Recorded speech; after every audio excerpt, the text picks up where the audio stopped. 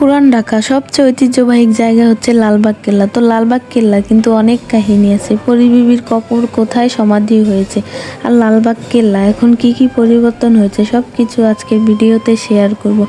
আসসালামু আলাইকুম everyone, welcome to another blog. আশা করি সকলে ভালো আছেন। আলহামদুলিল্লাহ আমি অনেক ভালো আছি। তো অনেকেই বুঝে ফেলেছেন যে আমি লালবাগ কেল্লায় গিয়েছিলাম প্রায় 3 থেকে 4 বছর পরে। এই লালবাগ কেল্লায় গেলাম। লালবাগ কেল্লা বইতে সবসময় লালবাগ কেল্লার কাহিনী পড়তাম। আজকে চলেই আসলাম লালবাগ কেল্লা দেখতে। এসে দেখলাম সব কিছু চেঞ্জ হয়ে গেছে। 3-4 বছর পর গেলাম। টিকিটের মূল্যও বেড়ে গিয়েছে, সময় চেঞ্জ হয়েছে, সাপ্তাহিক ছুটি চেঞ্জ হয়েছে, সব কিছু চেঞ্জ হয়েছে। ভিডিওতে সব কিছু বলে দিব, লাস্টের দিক দিয়ে অবশ্যই আমার সম্পূর্ণ ভিডিও দেখে বুঝতে পারবেন। তো এখানে দেখলাম কি বিল্ডিংগুলো আবার নতুন করে রং করছে। তো এখানে আমি 4-5টা ঘুরিয়ে দেখলাম। এখানে অনেক ধরনের ফুল গাছ আছে, অনেক ফুল ফুটেছে। আমার অনেক ইচ্ছে করছে ফুল ছিঁড়ব, কিন্তু এখানে ফুল ছিঁড়া একেবারেই নিষেধ। বারবার মাইকে দিয়ে অ্যানাউন্স করছে আপনারা কোনো ফুল ছিঁড়বেন না। তো এইখানে আমি একটু ঢং করছি, নিজেকে দেখছি কীরকম লাগছে আমাকে। একটু ঢং করে হাঁটতেছি সব কিছু ঘুরে। তারপর আমি কিছু টিকটক ভিডিও বানাচ্ছি, কিছু ছবি তুলছি। ভিডিও শেষে তোমাদেরকে দেখাবো। এই যে হাইটা হাইটা ভিডিও বানাইতেছি, টিকটক ভিডিও। তো আমাদের ভিডিও বানানো শেষ। এখন আমরা পাহাড়ের দিকে যাইতেছি। পাহাড়ের দিকে যাই আমরা পাহাড়ে উঠবো।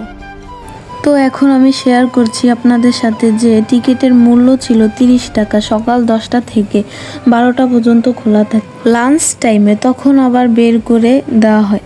এরপর 2টা থেকে 5টা পর্যন্ত খোলা থাকে। কিন্তু সাপ্তাহিক ছুটিটা হচ্ছে শনিবার আর রবিবার। রবিবার যদি যান, রবিবার সকালে কেউ যাবেন না। সকালের গেলে অফ পাবেন, এর বিকেলের দিকে গেলে আবার খোলা পাবেন। এইখানে অনেক মানুষ ছিল। আমরা যখন গেছি তখন ছিল বিকেল টাইম, অনেক রোদ ছিল। রোদের কারণে চোখ মেলতে পারতাছি না। তো আশপাশটা একটু ভালো করে দেখিয়ে দিলাম। জায়গাটা আসলেই অনেক সুন্দর। কারো যদি ঘুরতে মন চায়, ইচ্ছে করে, তাহলে অবশ্যই এই জায়গায় চলে আসবেন। নিরিবিলি, অনেক সুন্দর। উপরে উঠলে তো মনে হয় যে নিচের যে ভিউটা অনেক সুন্দর। একবার আসলে বুঝতে পারবেন। এই যে পাশে ফুল গাছগুলো, এই গাছগুলো আমার অনেক ভালো লাগছে। যদি কেউ দিত আমাকে তাহলে আমি অবশ্যই নিয়ে।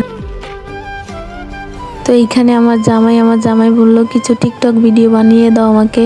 ও হাঁটতেই পারতেছে না, হাঁটতে হাঁটতে ওর পা ব্যথা হয়ে গেছে। পরে ওকে আমি টিকটক ভিডিও বানিয়ে দিলাম। তারপরে বললাম যে সামনে চলো, এই যে আমরা সামনে যাইতেছি, পাহাড়ের উপরে উঠবো। এখন ওইটা কিছু ভিডিও বানাবো, তোমাদেরকে দেখাবো, তারপরে বাসায় চলে যাব। তো আমার জামাই হাঁটতেই আছে। উপরে উঠে আশপাশ একটু ভালো করে দেখলাম।